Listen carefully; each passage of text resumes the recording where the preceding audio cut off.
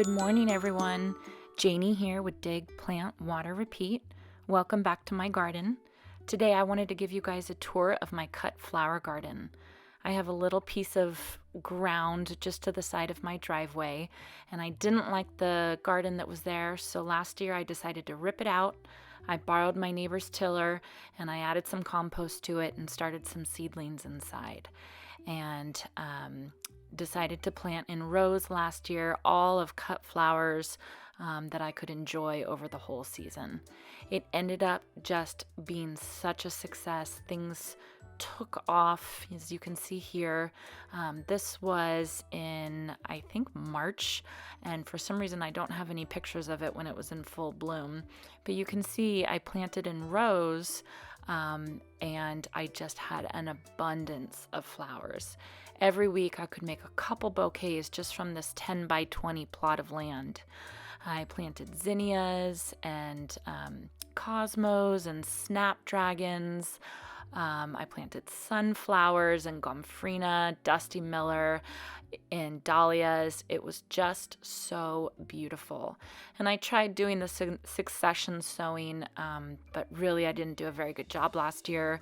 And this year I want to do a better job. And so I'm really focusing on breaking my year up and figuring out what I can plant in the beginning of the season, mid-season, and end of season.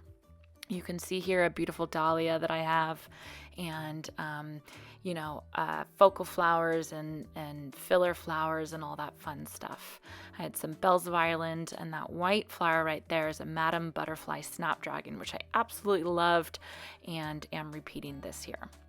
So I've talked about it in a couple of videos, but I was introduced to Lisa Mason Ziegler. Her book, Cool Flowers, talks about starting your seedlings actually in the fall and overwintering them in the ground so that the seedlings can start with their roots and get their roots going. So the flowers are supposed to bloom earlier in the season and be more hardy and be more productive. And so that's what I decided to do this year.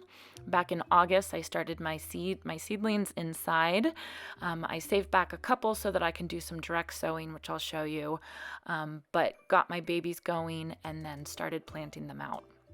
I planted them out end of October, and they've just been sitting in this little cut flower garden. And you can see this is the end of November, beginning of December, and it's not looking like very much, but if you look closely, there's some fun stuff there. So I'll take you through and show you what I'm growing at this point, hoping to have all these up in early spring. So right here are my Ranunculus, and the first one I have is the Piketty pink, and it's the Ranunculus Tomer Piketty, and I got this one from Longfield Gardens, and this one's looking really, really good. It popped right up. I think it was really happy. The next one I have is the Tomer pink, and then after that the Tomer purple.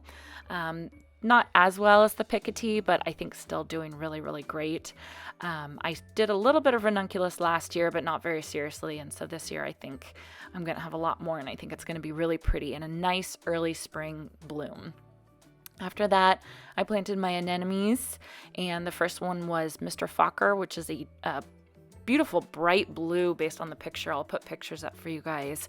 But that one's not coming up as well. You can see, I'll point to them in a second. I only have about 2 or 3 up, and I think I planted 10 or 12 of those.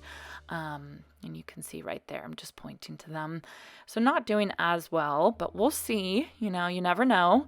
The next one is the Anemone Black Eye, that classic black and white flower that you always see in florist bouquets and everything. So hopefully that'll come up well. After that, I have Orlea, white finch Orlea, and I got all the rest of these seeds from Johnny Seeds, which I really like because they help me and tell me what to do, and I think they're a really good seed company. So you can see these I started inside 6 weeks before I planted them out, which was on October 23rd. I live in Zone 9B in Northern California, so at that time that was enough time before our projected first frost to get these guys all settled in.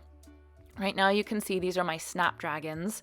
I did Apple Blossom Snapdragons, Bridal Pink Snapdragons, and Madame Butterfly Ivory Snapdragons, which you saw just a little bit earlier. And Snapdragons are just so easy and so wonderful, and I just thought, man, if I could do this cool flower method and get them to bloom even earlier, how fantastic. Then I can do a couple successions of snaps in this little plot of land over the next year. And how fun would that be? So after my Snapdragons, you'll see coming up is Prairie Sun Rudbeckia, and I've actually never done Rudbeckia before. And, you know, it's one of the flowers that Lisa Mason Ziegler has listed. I'll link to her book in the links below. It's a really, really interesting book. See if you guys can get it from the library or something. I actually bought mine because I wanted to have it. But it's one that she said does really well with the cool flower method. So they're not looking very well. They're really tiny, little fuzzy leaves. But I'm hoping that the roots are growing underneath, and come spring, they're going to just pop up. So we'll see what happens. After the Rudbeckia, you'll see I pan over to Magic Fountains Mix Delphinium. And Delphiniums and Larkspur and Lupine are really hard for us, and sweet peas really, because we get so hot so early in the season. So usually it just burns these flowers and it doesn't have enough time to grow. So that cool flower method I thought would be perfect for these in Zone 9, Northern California, because they can grow over the winter and then flower and bloom before it gets too hot in the spring. So we'll see. We'll see how they go. Again, this is all just trial and error. Now I have bachelor buttons. This one's Florist Blue Boy, again from Johnny Seeds. And this is one that I direct seeded, so you can see there's a lot of little seedlings there. I'll thin them out once they get a little bit bigger, maybe in a couple weeks, but those did really well. And here is the QIS Dark Blue Larkspur. And I did do Larkspur last year. I did the Floret Seeds Larkspur, and they did pretty well. But again, it got so hot, it started burning them, and they were done. So hopefully I'll get a couple more weeks by doing this overwintering method. Over there, my bamboo pyramid, those are my sweet peas. And my sweet peas, I chose the Mammoth Choice Mix sweet pea. I've seen around town, I've seen some gardens that do have sweet peas, and they do so well, and they come back year after year. I wasn't able to get them to bloom last year, I think because I seeded them too late. I did direct seeding. These I did indoor seeding, so I think that they'll do a little bit better. And then here's my messy area.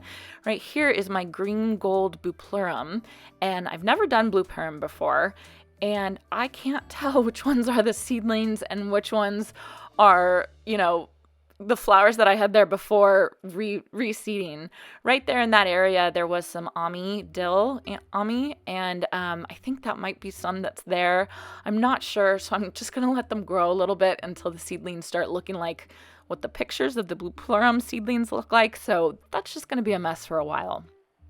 So anyway, I'll put a screenshot up of the map that I kind of just drew out for myself. So like I said, I'm last year I did rows, and this year I'm just going to kind of mix it up, but we'll see how it goes. Thank you guys so much for letting me talk to you. I appreciate you stopping by, and I will talk to you soon. Thanks.